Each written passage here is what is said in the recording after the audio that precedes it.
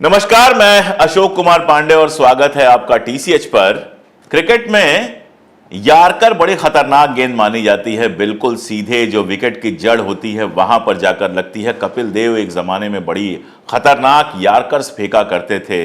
Yorker के साथ खूबी यह है या कहें कि परेशानी यह है कि अगर लेंथ बिगड़ी तो यार्कर बाउंसर में बन जाती है और जिस बॉल पे विकेट गिरना होता है उस बॉल पे छक्का भी लग सकता है। कल मोदी जी की यार्कर ऐसे ही बाउंसर बन गई और राहुल गांधी ने जो छक्का मारा है वो इतनी दूर तक पहुंचा है, उसकी आवाज इतनी है कि बॉल स्टेडियम के पार है और दर्शक को छोड़िए बॉलर सोच रहा है कि गलती कहां हो गई।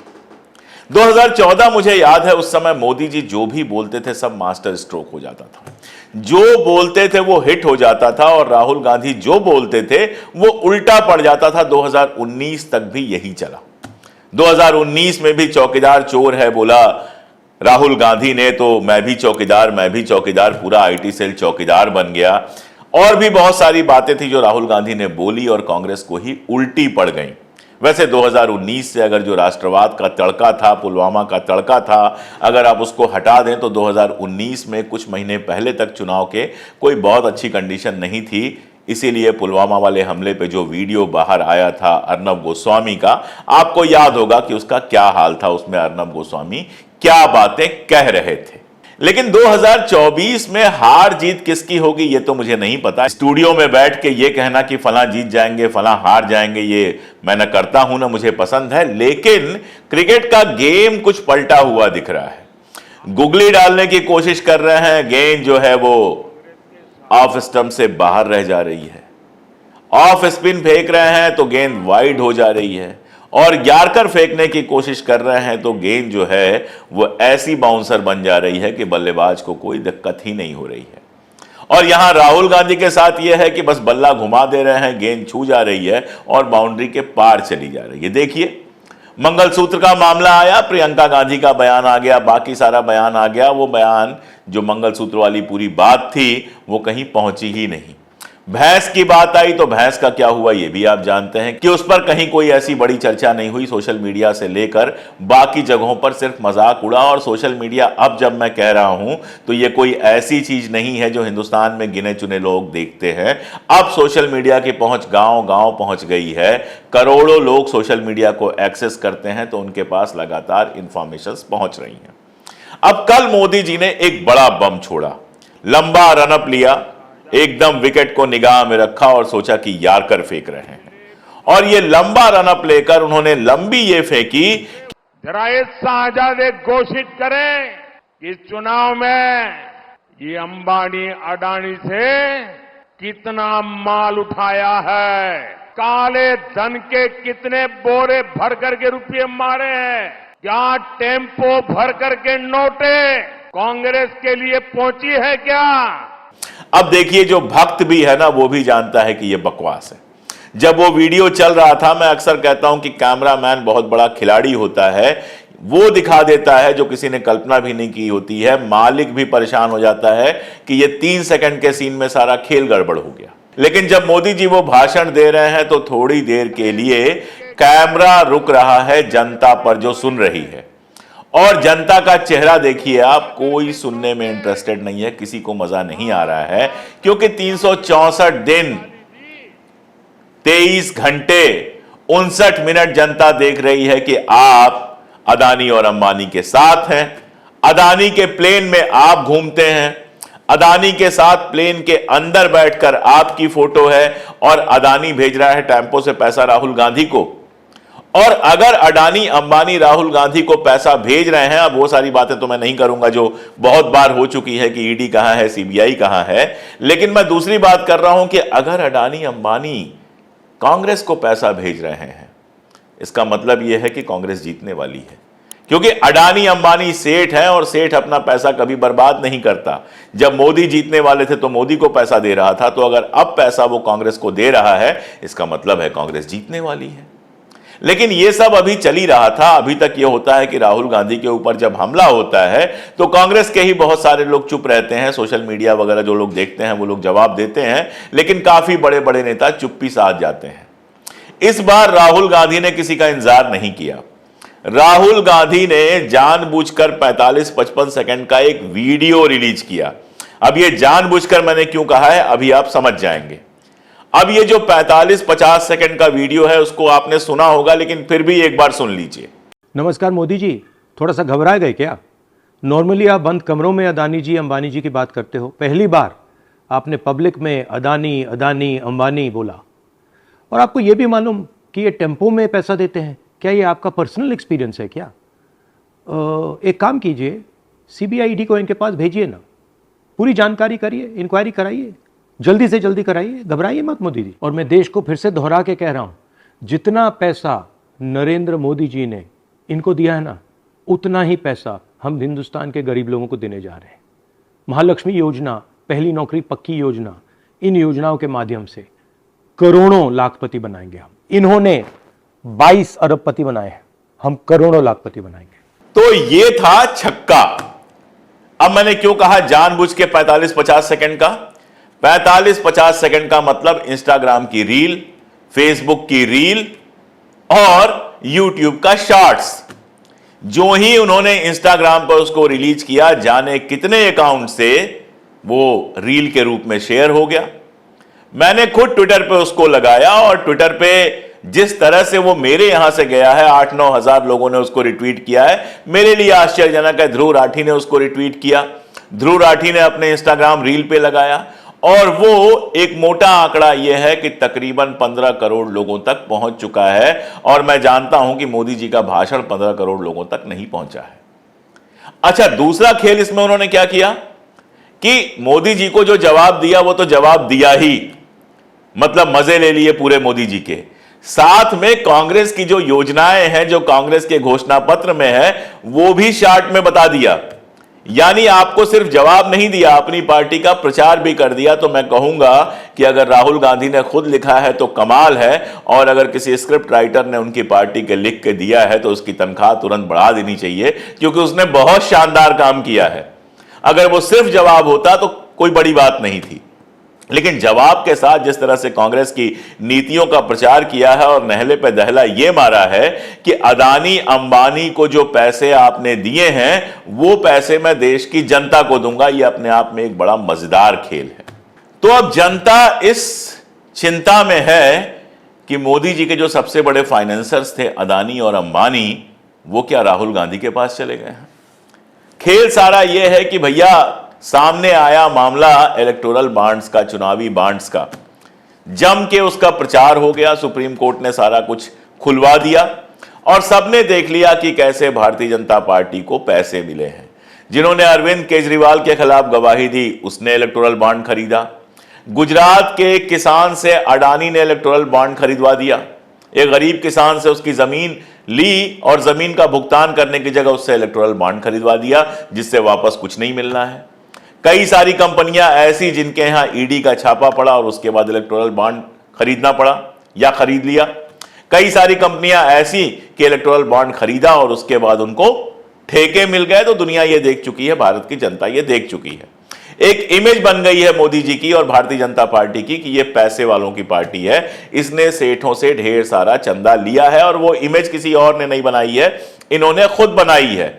जब आप 5 स्टार ऑफिसेस तैयार करोगे, जब आप इतना शानदार रहन सहन करोगे, करोड़ों के जहाज में चलोगे, आप रोज कपड़े बदलोगे, दिन में 4-4 बार कपड़े बदलोगे, लाखों के सूट पहनोगे, लाखों की घड़ियां पहनोगे, लाखों के चश्मे पहनोगे, तो जनता आपको गरीब नहीं मानेगी। आप बचपन की जितनी भी कहानी सुनाते रहो। और उधर राहुल गांधी हैं, जीन्स डाला, कुर्ता डाला, टी शर्ट डाला, चल देते हैं। कई कई दिन तक दाढ़ी नहीं बनाते हैं। दाढ़ी बढ़ी थी बीच में तो इतनी दाढ़ी बढ़ गई थी कि लग रहा था कहीं संन्यास लेकर साधु तो नहीं बनने वाले हैं। एकदम आम लाइफ स्टाइल में आपको दिखाई दे जाते हैं, कहीं भी चलते हुए, कहीं गरीबों के बीच में घुस के बैठ जाते हैं, कभी रेलवे कुलियों के बीच में जाके बैठ जाते हैं, कभी स्टूडेंट्स के बीच में जाके बैठ जाते हैं, कभी जोमेटो स्विगी वालों की गाड़ी पे बैठे नजर आ जाते हैं, कभी वो ट्रक में बैठे नजर आ जाते हैं। तो उन्होंने अपनी एक अलग तरह की छवि बनाई है कि आम लोगों के बीच में जा रहा हूं। उसके बाद क्या, चुनाव के पहले आपने क्या किया, इनकम टैक्स ने सीज कर दिया था कांग्रेस का खाता कि कांग्रेस चुनाव ही न लड़ पाए। वो तो सुप्रीम कोर्ट के हस्तक्षेप से बाद में इनकम टैक्स ने सारा कुछ ओपन किया तो कांग्रेस के पास चुनाव लड़ने की हैसियत बनी। तो जनता ये सब देख रही है। इसके बीच में आप कहेंगे कि अदानी अंबानी टेम्पो से पैसा भर के राहुल गांधी को पहुंचा रहे हैं तो परसेप्शन बदल जाएगा। एकदम नहीं बदलेगा। मैं दावे के साथ कह रहा हूं कि जो उनके अपने भक्त हैं, जो उनके अपने लोग हैं, वो भी इस पर भरोसा नहीं कर रहे। अंग्रेजी में एक शब्द होता है बूमरैंग करना, यानी बम फेंका किसी और पे और लौट के आपके ऊपर आ गया, तो ये वाला बयान बूमरैंग कर गया है। असल में कई बार ऐसा लग रहा है कि इस बार मोदी जी के पास कोई मुद्दा ही नहीं है। अपना जो घोषणा पत्र है 76 पेज का, उसका जिक्र ही नहीं करते, रोजगार का जिक्र ही नहीं करते, किसी भी ऐसी चीज का जो योजनाएं फ्लैगशिप की तरह आई थी उनका भी कहीं जिक्र नहीं होता। ना जीएसटी का जिक्र होता है, ना नोटबंदी का जिक्र होता है। यहां तक कि कल तक ये कहते थे महामारी को लेके कि महामारी आई थी और हमने उसको बड़ा अच्छा मैनेज किया। हालत ये थी कि उसका जो सर्टिफिकेट था, जो वैक्सीन लगी थी उसका सर्टिफिकेट था, उस पर मोदी जी की फोटो थी, वहां से मोदी जी की फोटो हटा दी गई। तो अब दुनिया ये सवाल पूछ रही है कि भैया जब उसका श्रेय लेना था तो आपने फोटो लगा दी थी, और अब जब उसकी कंपनी ने दवाएं वापस लेनी शुरू कर दी हैं, दुनिया भर में सवाल उठ रहे हैं, तो आपने अपनी फोटो हटा ली। ये खेल क्या है? और लोग ये भी जानते हैं कि जिसने वो दवा बनाई थी उसका जो मालिक था उसकी फोटो आई थी मोदी जी के साथ। और जब इलेक्टोरल बॉन्ड का किस्सा खुला तो पता चला कि उसने भी भारतीय जनता पार्टी से ढेर सारा इलेक्टोरल बॉन्ड खरीदा था, करोड़ों का इलेक्टोरल बॉन्ड खरीदा था। तो सवाल यह भी उठा कि उससे करोड़ों लेकर आप जनता के स्वास्थ्य से खिलवाड़ कैसे कर सकते हैं। बाकी जो मुद्दे थे जिन पर बड़ी बड़ी बात होती थी वो भी मुद्दे गायब हैं। मुद्दा है पाकिस्तान का मुद्दा आ जा रहा है। राहुल गांधी की किसी पाकिस्तान के एक्स मिनिस्टर ने तारीफ कर दी तो मुद्दा बना लिया आपने, मंगलसूत्र बना लिया, गोबर बना लिया, ये बना लिया, वो बना लिया, सारी दुनिया की बात हो गई। लेकिन 10 साल में आपने क्या किया वो बताने को तैयार नहीं है। 10 साल में आपने इस देश की सारी जितना पब्लिक सेक्टर था लगभग सब उठा के अदानी और अंबानी को दे दिया आपने, और आप कह रहे हैं कि अदानी अंबानी कांग्रेस को पैसा दे रही है। तो ऐसे जब आप गलत पिच पे खेलेंगे, बॉल गलत लेंथ पे फेंकेंगे, लाइन गड़बड़ होगी, फिर तो ये होना ही है कि आप यार्कर फेंकने जाएंगे और वो बाउंसर बॉल बन जाएगी। और बाउंसर भी हम लोग जब क्रिकेट खेलते थे तो हम लोग मजाक में बबुआ बॉल कहते थे। तो वो बबुआ टाइप की बॉल बन जाएगी जिसको आप पप्पू कहते हैं, वो ऐसा छक्का लगाएगा कि गेंद बाउंड्री नहीं स्टेडियम के पार चली जाएगी। ये सारी चीजें इस बार काफी महंगी पड़ रही हैं। 3 राउंड का चुनाव, लगभग आधा चुनाव निपट चुका है। मैं फिर कोई दावा नहीं करने जा रहा हूं, लेकिन चुनावों के बाद जिस तरह की घटनाएं हो रही हैं वो सोचने पर मजबूर कर रही हैं। जैसे गोदी मीडिया। अब किसी ने कभी सपने में सोचा था कि कांग्रेस के घोषणा पत्र पर कही गई गलत बात का फैक्ट चेक सुधीर चौधरी करेगा? कभी सोचा था आपने? लेकिन किया। कभी आपने सोचा था कि जी न्यूज, जिसको हम लोग मजाक में छी न्यूज कहते थे, जी न्यूज का मालिक चैनल पर आकर यह बात कहेगा कि भारत में प्रेस की रैंकिंग जो है, भारत का स्थान जो है वो मीडिया की रैंकिंग, जो प्रेस फ्रीडम की रैंकिंग है, उसमें बहुत नीचे चला गया है और यह चिंता की बात है।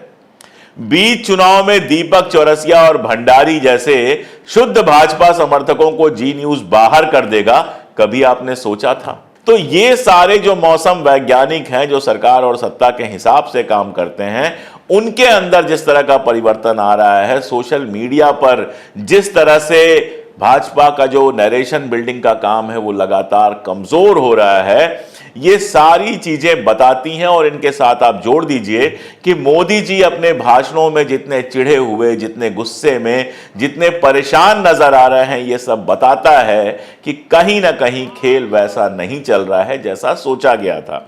400 पार तो मैं आपको बता दूं कि अमित शाह और मोदी जी भी नहीं सोच रहे हैं। वो बोल दिया जनता में एक परसेप्शन बनाने के लिए, कार्यकर्ताओं में उत्साह देने के लिए एक बार बोल जरूर दिया, लेकिन अब उनकी असल चिंता यह है कि 250 पार होगा कि नहीं होगा। और अगर 250 पार नहीं हुआ, सरकार बन भी गई, तो मैं आपको एक बात बता दूं कि कमजोर मोदी जो हैं वो अब भारतीय जनता पार्टी में नहीं चलेंगे। 56 इंच का सीना है, अगर वो 52 इंच का हो गया, 50 इंच का हो गया, 48 इंच का हो गया, तो भारतीय जनता पार्टी के अंदर ही उनकी हालत खराब हो जाएगी। क्योंकि भारतीय जनता पार्टी के कैंडिडेट्स को आदत पड़ गई है मोदी के नाम पर चुनाव लड़के जीतने की, और अगर मोदी उनको चुनाव जिताने की कंडीशन में नहीं रहेंगे तो वो जो उनका पावर है, जिसमें वो किसी को भी कैमरे के सामने से हटा देते हैं, वो पावर तो डिस्टर्ब होगा ही, बल्कि भारतीय जनता पार्टी के अंदर जो लोग खामोश बैठे हुए हैं, अभी कुछ बोल नहीं रहे हैं, वो बोलना शुरू करेंगे। और जो बाहर से प्रवासी पक्षी डर के मारे या स्वार्थ में गए हैं, वो जहाज छोड़कर कैसे भागना शुरू करेंगे उसकी आप कल्पना कर भी नहीं सकते।